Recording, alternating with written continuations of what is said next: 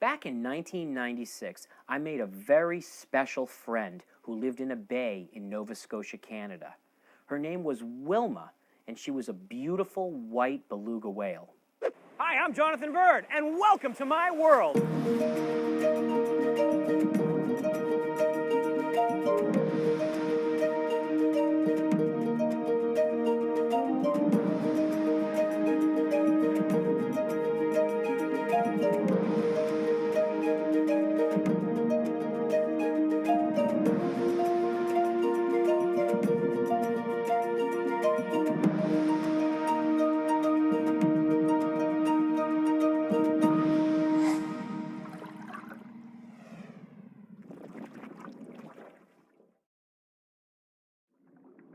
Beluga whales normally live in the Arctic.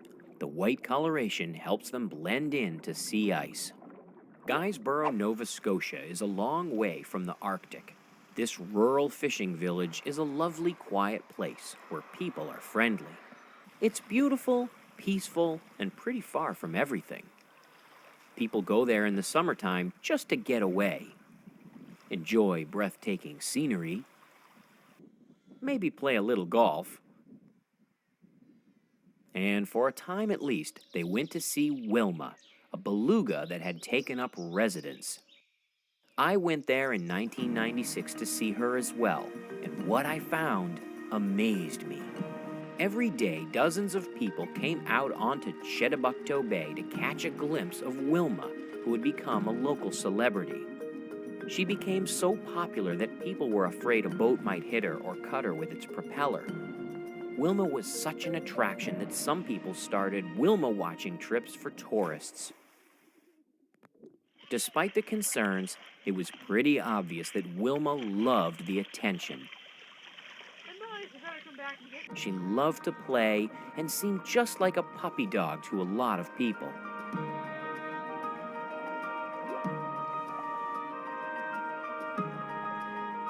She gave more than one swimmer a surprise, but never hurt anyone.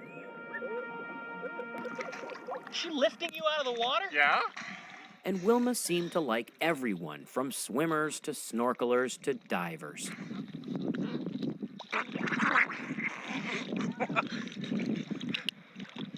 She's like, out of the camera, this is my shot. She was very young when she showed up in the bay. She still had a lot of growing to do. As an adult, Wilma could be 10 feet long and weigh almost 3,000 pounds, as much as a small car. No one knows why she came here. Perhaps something happened to her mother and she was orphaned. Perhaps she became lost and separated from her pod. She was all alone, but she found friends in Nova Scotia. Belugas are known to be playful and pretty social. They often live together in large pods of 25 members or more. So it must have been tough for Wilma without another beluga whale nearby to hang out with and play. She seemed to welcome people as a substitute for interaction with her own kind. One of those people was Jim Johnson, arguably her best friend. Jim was a local diver and underwater photographer, and for a while, he and Wilma were spending a lot of time together. Jim was one of the first people to spot Wilma. He saw her one day, a lonely little whale hanging out by a buoy in the bay. He went out to visit her in his little inflatable boat, and they became great friends.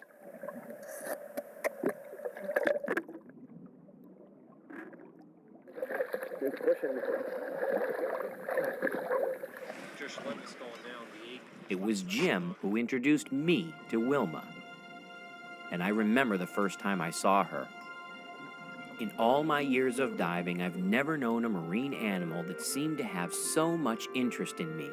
She truly seemed to enjoy my company and played for hours. Belugas are one of the few species of whales that can turn their heads. Wilma would look at me and follow me. Some researchers think that belugas communicate with each other through facial expressions. I think she was trying to communicate with me. She was asking me to come play with her. And Wilma also talked quite a bit.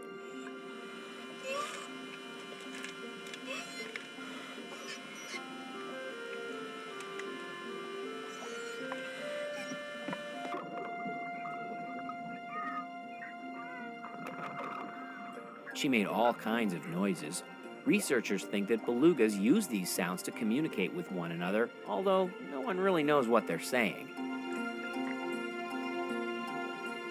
Although most beluga whales live further north in the Arctic, and her presence in Nova Scotia was highly unusual, Wilma had almost everything she needed here. In addition to lots of human friends, she found plenty to eat. There are fish here, and fish are one of her favorite foods. Wilma also spent a lot of time nosing around on the bottom where she found lobsters, crabs, and other bottom-dwelling animals that make up her diet. Chedabucto Bay is not very deep, but beluga whales sometimes dive 1,000 feet or more to find food, and they can stay down for minutes at a time. Wilma, like many whales, probably used echolocation. She made clicking sounds that bounced off things and helped her find food and figure out where she was and what was around her. One day, Wilma blew bubbles at me. It kind of blasted me back a little. I wondered if she was angry with me. Turns out she was probably just playing, but belugas frequently blow like this to clear away sand on the bottom to find food. One curious thing about Wilma, she seemed to like cameras and followed us around, probably looking for that great close-up. She even seemed to like engines and boats. She really liked rubbing up against the propellers, which was probably not a good thing to enjoy.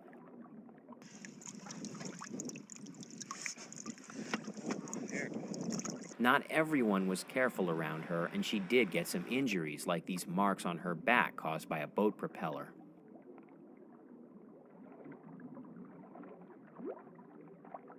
Wilma also liked to spend hours scratching and rubbing herself on the soft sand on the bottom.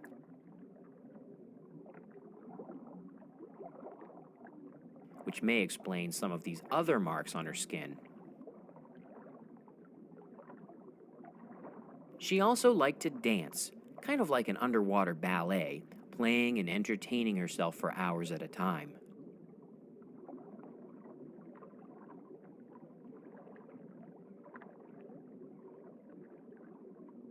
Lots of people tried to lay claim to Wilma.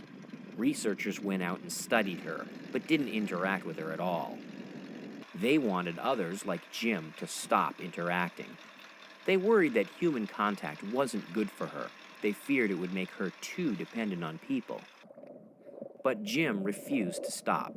Wilma was his friend, and he believed that she wanted to see him, and she benefited from their friendship. See, there's that cut this morning, see, right here. Oh, yeah. That's a new one, huh?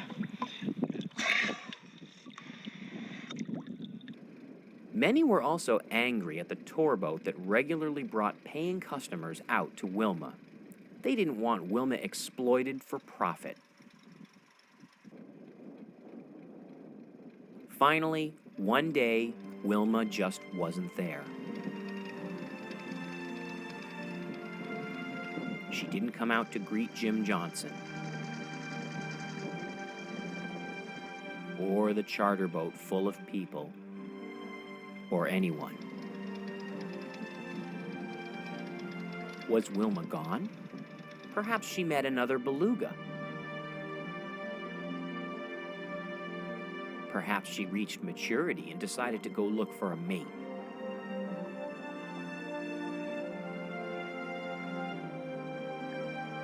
But after 6 years, how could she leave all the friends who loved her and came out every day to play with her? But she was, it seems, gone. Maybe humans just were not enough, and she needed to be with other belugas. Nobody has seen Wilma in a few years. She vanished from the bay, and nobody knows where she went. I'm hoping my friend Wilma went back to the Arctic to be with her own kind.